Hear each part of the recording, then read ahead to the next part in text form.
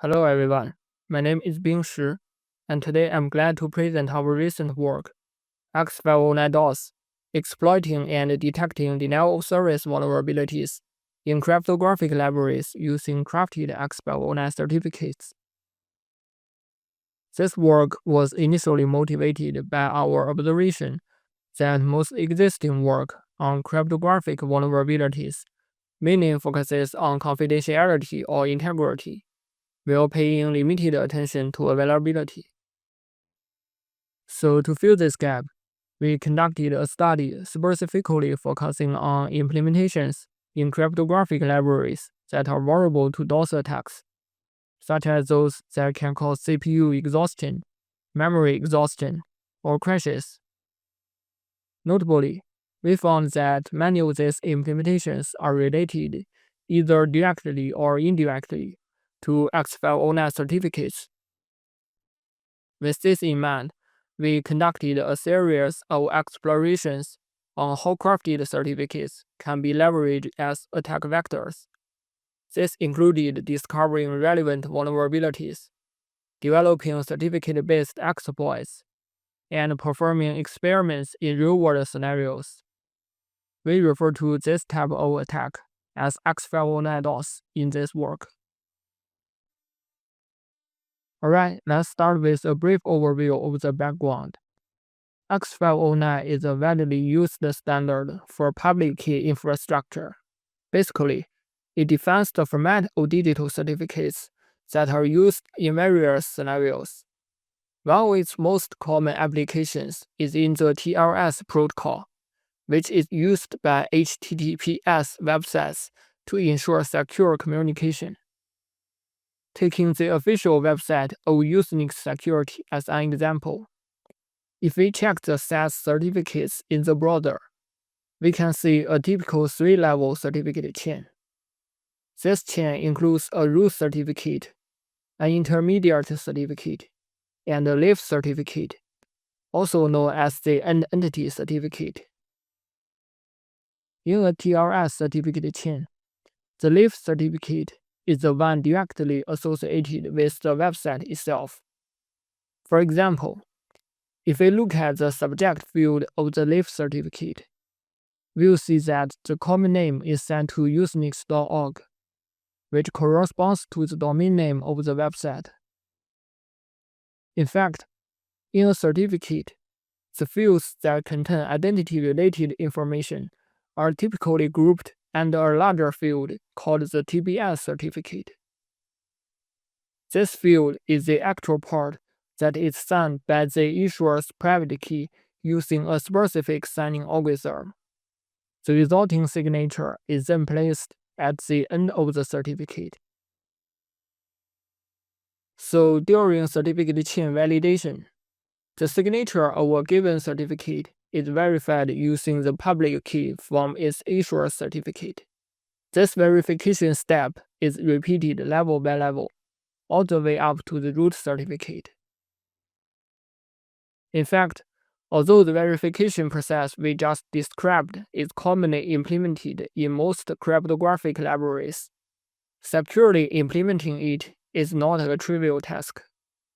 Even minor oversights can introduce DOS risks into the implementation.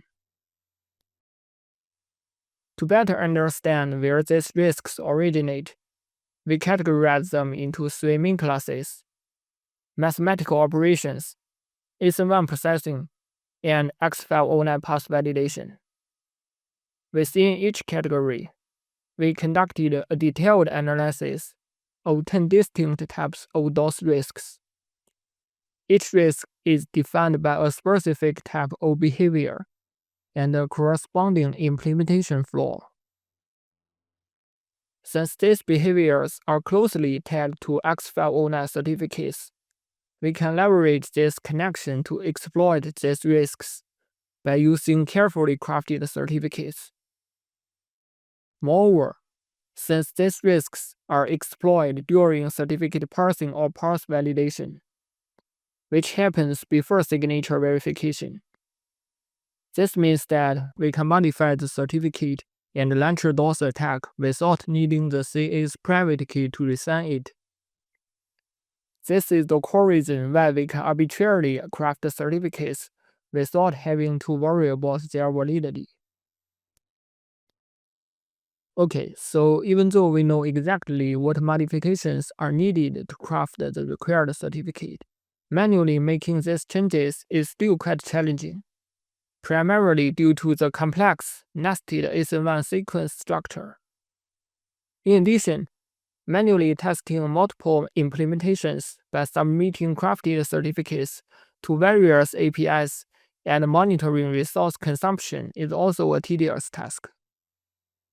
To better conduct our experiments, we developed an automated tool to facilitate the generation and modification of crafted certificates, as well as the detection of DoS vulnerabilities in cryptographic libraries. Leveraging this tool, we performed tests on several widely used cryptographic libraries and ultimately discovered over 18 vulnerabilities. We responsibly disclosed these vulnerabilities to the respective vendors or maintainers, and most of them have already been assigned CVE numbers. Okay, so now we have got some vulnerabilities.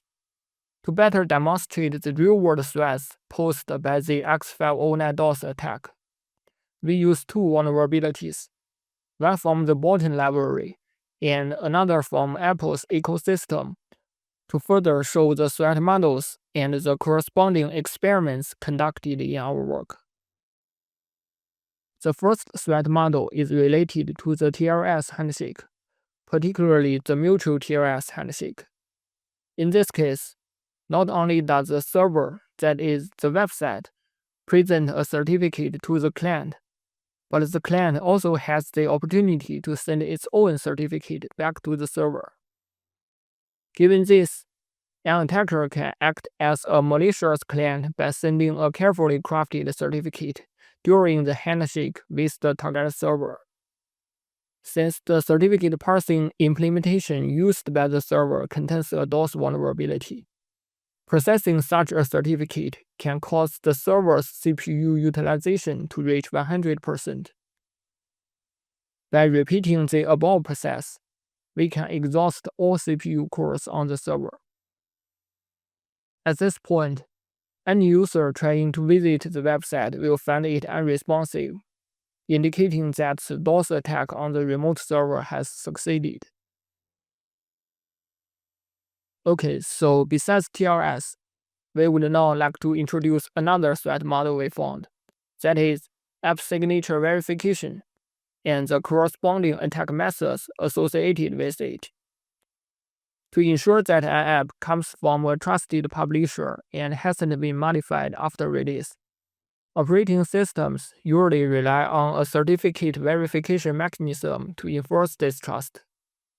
For example, on macOS, an app's signature and the associated certificates are stored in a blob referenced by a load command called LC code signature, and this verification is handled by a specific daemon called trustee.